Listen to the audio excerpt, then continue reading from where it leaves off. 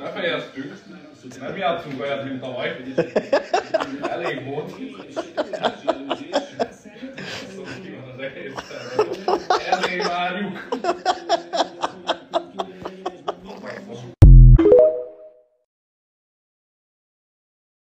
Sziasztok, akkor a mai videóban beszélgessünk a 2024-es Pachernyi nagydíjról. Nekem arról a véleményem, megkezdődött a futam, megkezdődött minden. Most szombaton volt a futam, és most 2 nap is szombaton lesz a futam.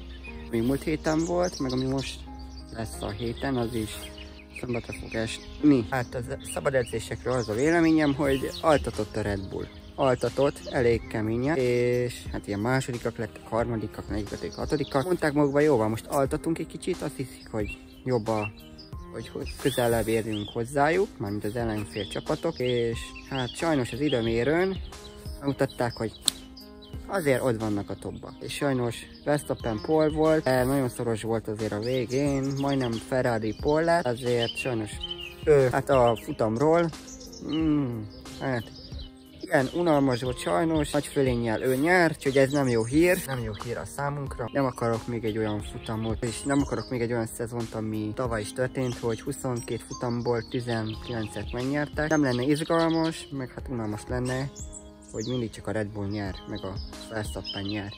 Én egy kicsit unalmasnak tartanám azt, hogy mindig csak a holland himnusz menne. Tudom, sokan írnátok azt is, hogy annó 7 évig a Mercedes volt a nyerő, és az is unalmas volt. Ilyen a Forma 1. Most jó, Verstappen a király. Nem mindig ugyanaz a futam legyen, hogy mindig csak ő, és másoknak nem hagy. De még valamiről szeretnék beszélni, hogy azért a Mercedes most azért látni, hogy azért most az egykörös tempójuk, meg azért jó, kezdenek jók lenni a Mercedes fejlődniük, de azért kezdenek jók lenni, és ez jó dolog. Úgyhogy bízok benne, hogy még ebben a szezonban, amit még itt marad Lewis Hamilton a Mercedesnél, akkor még fog futamot nyerni, esetleg VB címért harcolni. És igaz, hogy vasárnap azért nem volt jó az autó, de azért Russell behozta. Azért bízunk benne, hogy azért jók lesznek idén, és úgy távozik a Mercedes-től, hogy igenis megmutattam, hogy én tudok. És esetleg a VB címért harcolna, és meg lenne neki a 8. Én ezt kívánom neki, hogy legyen meg, azért megérdemli. Nem tudom, meglátjuk. Az első futamnál azért egy kicsit érezni, hogy azért Red Bull még mindig ott van a topban, nehéz lesz őket megverni idén is, de azért a csapatok látni, hogy azért a McLaren, a Ferrari ott van, Mercedes is ott van, úgyhogy jók lesznek idén. Van egy-két csapat, aki nem, ezért az Alpine az most nagyon gyenge, látszik rajtuk fejlődni idén, de majd meglátni.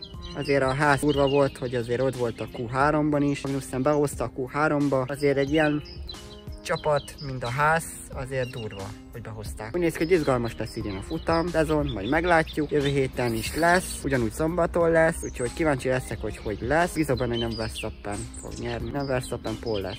Én meg szeretném köszönni a figyelmet, ha esetleg tetszett ez a videó, meg szeretnétek még ilyen forgalmas tartalmat látni, akkor iratkozzatok fel a csatornára, és lájkoljátok ezt a videót, mert onnan fogom látni, hogy szeretnétek ilyen tartalmat. Meg azért látom azért sok feliratkozva, aki úgy nézi a videóimat, hogy nincs feliratkozva.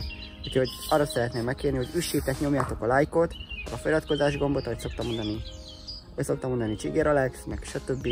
Úgyhogy megköszönném, hogy feliratkoznátok. A legközelebbi videóban találkozunk.